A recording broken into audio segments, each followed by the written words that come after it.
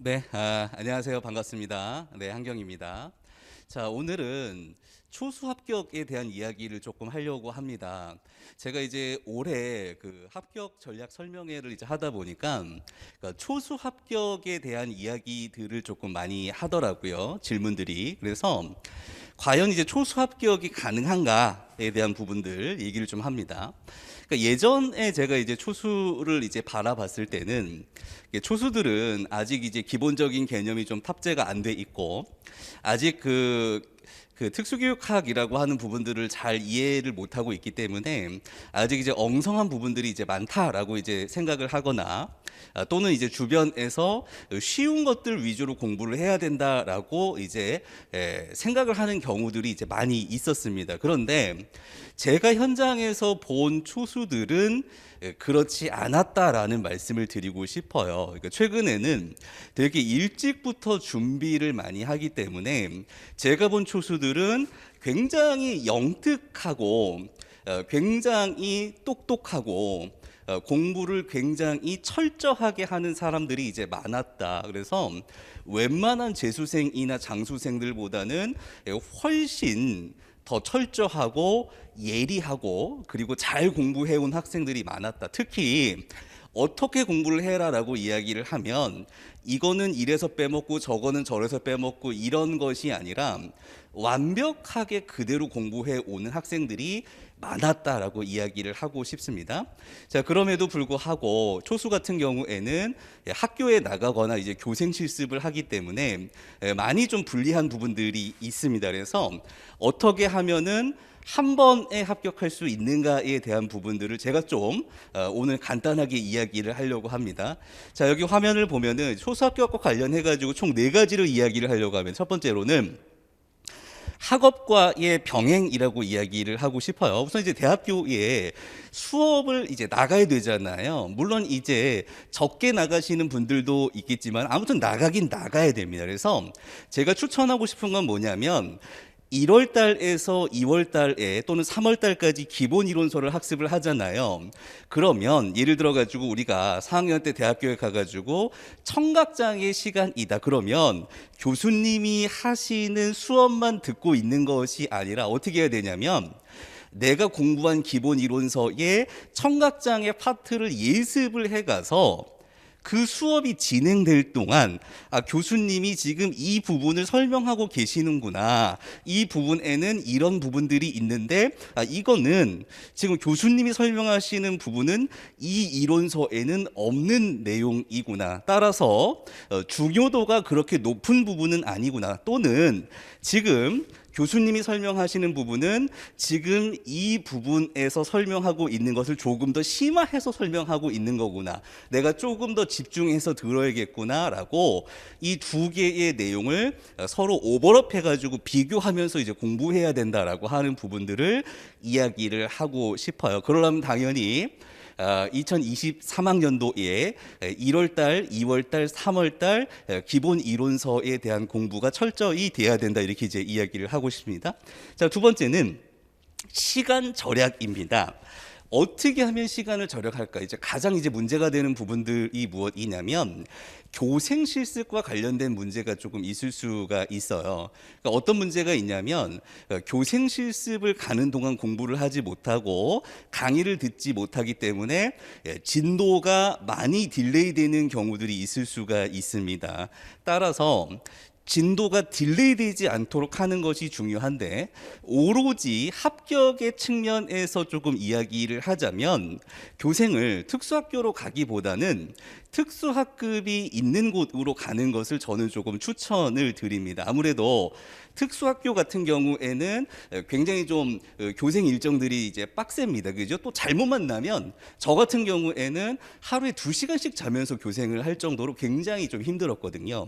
자, 그런데 특수학급이 있는 일반 학교에서는 그렇게 빡세게 교생을 따로 관리하지 않기 때문에 좀 편안하게 교생 실습을 할 수 있고 또 교생 실습을 하면서 공부를 좀 병행할 수 있다라고 하는 말씀을 드리고 싶어요. 그래서 여러분들이 나온 모교 있지 않습니까? 그죠? 그 모교에서는 대부분 졸업생이라 그러면은 교생 실습을 받아줍니다. 그죠? 교생 실습을 받아줍니다. 그렇기 때문에 여러분들이 특수학교에서 교생을 하기보다는 특수학급이 있는 초등학교나 중학교나 고등학교나 이런 곳에서 이제 교생 실습하는 것이 공부를 병행하면서 효율적으로 공부할 수 있는 방법이 아닌가 이렇게 이제 생각을 하고요. 또 두 번째는 단권화라든가 이제 서브노트 같은 것을 이제 만드는데 굉장히 많은 시간이 걸립니다. 그래서 제가 이제 추천해 주고 싶은 거는 단권화는 하지 말아라. 선배들의 도움을 받아가지고 정말 잘된 기본 이론서를 선택을 해라라고 말씀을 드리고 싶어요. 굳이 단권화하는데 시간을 보내지 말고 굉장히 잘 되어 있는 이론서, 물론 이제 저 같은 경우에는 제 이론서를 얘기할 수밖에 없는데 그런 이론서를 선택해라. 그리고 서브노트 같은 경우에도 어떻습니까?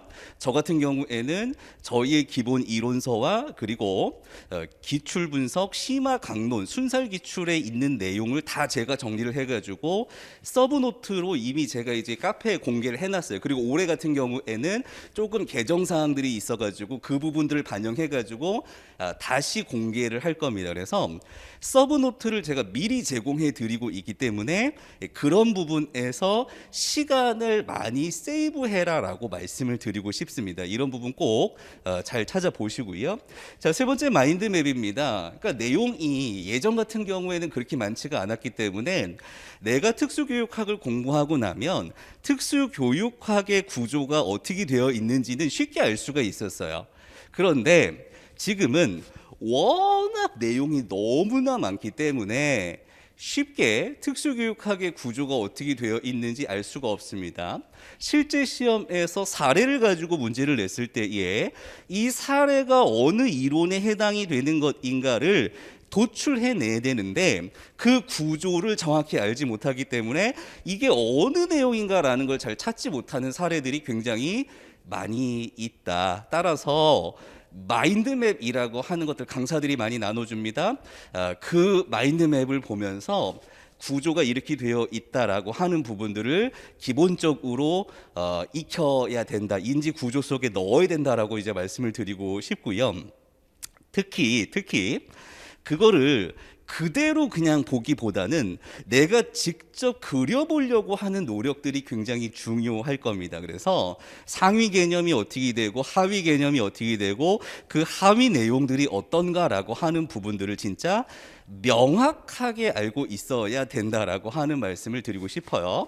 자, 마지막으로는 기출 중심을 조금 이야기를 하고 싶어요. 그러니까 기본 중심, 기출 중심 이렇게 이제 얘기를 하고 싶은데 따라서 강론 중심보다는 기본 내용 중심, 기출 중심이라고 하는 부분들을 이야기를 좀 하고 싶습니다. 그건 뭐냐면 이런 겁니다. 합격하는 데는 두 가지의 방법이 있습니다. 첫 번째는 무엇이냐면 남들이 틀리지 않는 문제, 남들이 다 맞는 문제에서 나도 맞아야 되는 거죠. 틀리면 안 됩니다. 무조건 맞아야 되는 거예요. 왜? 다른 사람도 다 맞기 때문에 나도 기본적으로 그것을 맞아서 방어를 해야 돼. 방어를 해야 돼. 두 번째는 뭡니까? 공격을 해야 됩니다. 공격은 뭐냐면 남들이 다 틀리는 문제, 예를 들어 가지고 새로운 강론의 생소한 내용이 나왔거나 또는 문제가 너무 어려운 적용형으로 나왔거나 너무 문제 해결형으로 나왔거나 이런 문제들이 있을 수가 있어요. 특히 올해 같은 경우에는 굉장히 그런 문제들이 이제 많았습니다. 근데 어떻게 해야 됩니까?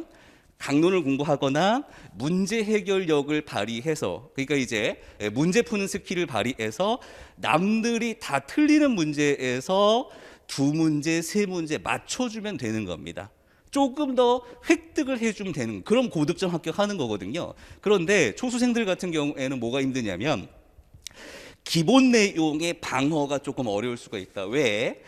기본적으로 재수생이라든가 장수생들은 몇 년 동안 학습을 통해 가지고 무엇이 기출되었고 무엇이 기본 내용이라고 하는 것들을 다 아는데 초수생 같은 경우에는 이런 부분에 반복이 되지 않았기 때문에 어떻게 해야 된다?